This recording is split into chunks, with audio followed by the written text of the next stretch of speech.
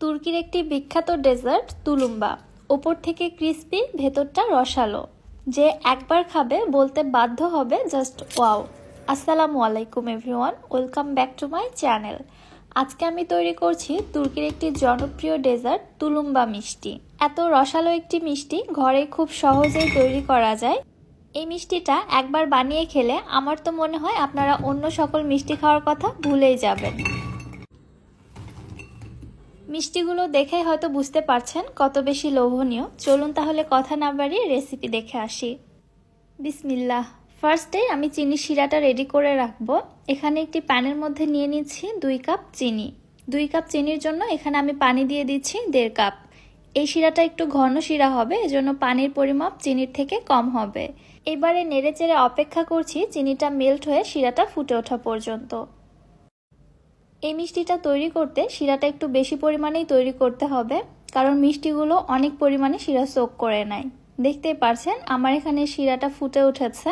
এটা জাল করে আর ঘন করতে হবে না। আমি এই পর্যায়ের মধ্যে দিয়ে দিচ্ছি 1 চামচের মতো লেবুর রস।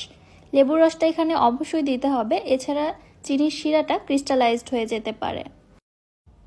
নেড়ে চেড়ে প্রায় আরও 1 মিনিটের মতো শিরাটাকে জাল করে নিচ্ছি। শিরাটা জাল করে ঘন করে ফেলানো যাবে না। এবার আমি শিরাটাকে চুলা থেকে নামিয়ে এক সাইডে রেখে দিচ্ছি। শিরাটা ঠান্ডা হতে থাক, ততক্ষণে আমি মিষ্টির জন্য একটি ডো তৈরি করে নিব। চুলায় একটি প্যানের মধ্যে নিয়ে নিচ্ছি 2.5 কাপ পানি। সাথে দিয়ে দিচ্ছি হাফ টি স্পুন লবণ, 2 টেবিল চামচ চিনি এবং দিয়ে দিচ্ছি 2 টেবিল চামচ বাটার। বাটারের পরিবর্তে এখানে আপনারা ঘি ব্যবহার করতে পারবেন, তবে তেল ব্যবহার করা যাবে না। এবারে নেড়েচেড়ে অপেক্ষা করছি বাটারটা মেল্ট হয়ে পানিটা ফুটে ওঠা পর্যন্ত। পানিটা যখন ফুটে এসেছে তখন এর মধ্যে দিয়ে দিচ্ছি আমি 2 কাপ ময়দা। 2.5 কাপ পানির জন্য এখানে আমি 2 কাপ ময়দা ব্যবহার করছি, কারণ এই ডোটা শক্ত হবে না, একটু নরম করে তৈরি করে নিতে হবে।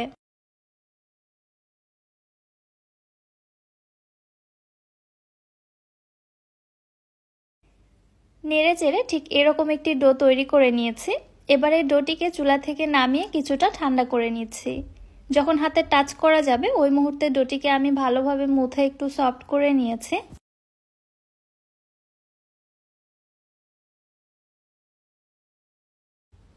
এবার আমি এর মধ্যে দিয়ে দিচ্ছি একটি ডিম। ময়দার এই ডোটি পুরোপুরিভাবে ঠান্ডা করে অথবা কুসুম গরম পর্যায়ে চলে আসলে তারপরে এখানে ডিম অ্যাড করে দিতে হবে। গরম থাকা অবস্থায় এর মধ্যে ডিম অ্যাড করা যাবে না। আমি হাতের সাহায্যে একটি ডিম দিয়ে ময়দাটাকে খুব ভালোভাবে মিশিয়ে নিচ্ছি। প্রথম দিকে মনে হবে ডিমটা মিশতে চাচ্ছে না, তবে ভালোভাবে নাড়াচাড়া করে নিতে নিতে দেখতে পারবেন ঠিক এরকম একটি স্টিকি ডো তৈরি হয়ে গিয়েছে। আমি এই মুহূর্তে আবারও একটি ডিমের মধ্যে দিয়ে দিচ্ছি। এই মিশ্রণের মধ্যে একেবারে কয়েকটি ডিম একবারে দিয়ে দেওয়া যাবে না, অবশ্যই একটি একটি করে ডিম এখানে অ্যাড করে দিতে হবে। একটি ডিম দেওয়ার পরে ভালোভাবে মিশিয়ে নিয়ে দেন তারপরে আরেকটি ডিম অ্যাড করতে হবে। এই ডিমটাও যখন মেশানো হয়ে গিয়েছে তারপর এখানে আমি আরও একটি ডিম অ্যাড করে দিচ্ছি। আমার এখানে টোটালে 3টি ডিম লেগেছে, তবে আপনাদের ক্ষেত্রে ডিমের পরিমাপ একটু কম বেশি লাগতে পারে। যদি আপনি ময়দার ডোটা অধিক শক্ত করে তৈরি করে নেন তাহলে ডিমের পরিমাণ বেশি লাগবে। আবার যদি ডিমের সাইজ অধিক ছোট হয়ে থাকে সেই ক্ষেত্রেও ডিমের পরিমাপটা একটু বেশি লাগবে। আমি এখানে ঠিক এরকম কনসিস্টেন্সির একটি স্টিকি মিশ্রণ তৈরি করে নিয়েছি। এই ডোটা এবার মিষ্টি বানানোর জন্য একদম পারফেক্ট। তুলুম্বাগুলো তৈরি করার জন্য আমি এখানে একটি 6B নজেল নিচ্ছি। আপনারা অন্য যে কোনো নজেল দিয়েও তৈরি করতে পারবেন। এইবারে তুলুম্বার মিশ্রণটা আমি একটি পাইপিং ব্যাগের মধ্যে ফিল করে নিচ্ছি। সম্পূর্ণ মিশ্রণ একবারে দিব না, আমি অল্প করে দিয়ে নিচ্ছি।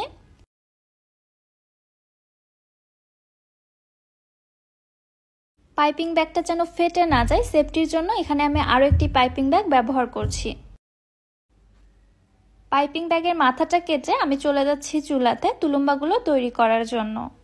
চুলায় একটি প্যানের মধ্যে পরিমাপ মতো তেল নিয়েছি। চুলাটাকে আমি মাত্র জ্বালিয়েছি, তেলটা এখনো খুব ভালোভাবে গরম হয়নি। এই পর্যায়ে আমি তুলুম্বাগুলোকে তেলের মধ্যে ছেড়ে দিচ্ছি। একটি কেচির সাহায্যে তুলুম্বাগুলোকে একই মাপে কেটে কেটে আমি তেলের মধ্যে ফেলছি।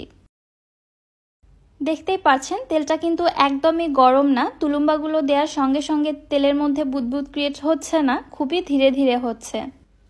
সম্পূর্ণ তুলুম্বা দেওয়ার পরে চুলার হিটটাকে আমি বাড়িয়ে মিডিয়াম টু লোয়ের মাঝামাঝি রেখেছি। কারণ এই তুলুম্বাগুলো সময় নিয়ে ভেজে নিতে হবে যেন উপরটা খুব ভালো ক্রিস্পি হয়। উপরটা যদি ভালোভাবে ক্রিস্পি না হয় তাহলে এই তুলুম্বাগুলো শিরায় দেওয়ার সঙ্গে সঙ্গেই নেতিয়ে যাবে।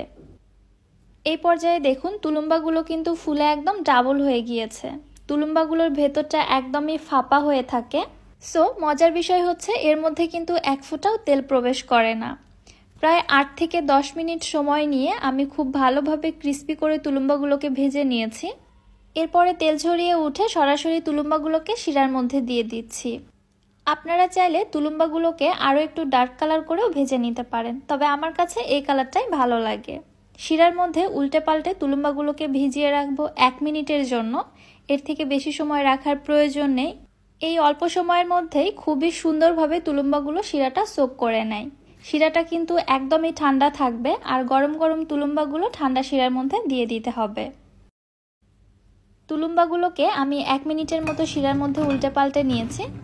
তারপরে শিরা থেকে ছেঁকে তুলুম্বাগুলোকে উঠিয়ে নিচ্ছি। আওয়াজটা শুনে নিশ্চয়ই বুঝতে পারছেন তুলুম্বাগুলো কত বেশি ক্রিস্পি এবং ভেতরটা কত রসালো হয়েছে। আমি সেটাও আপনাদের একটু দেখিয়ে দিচ্ছি।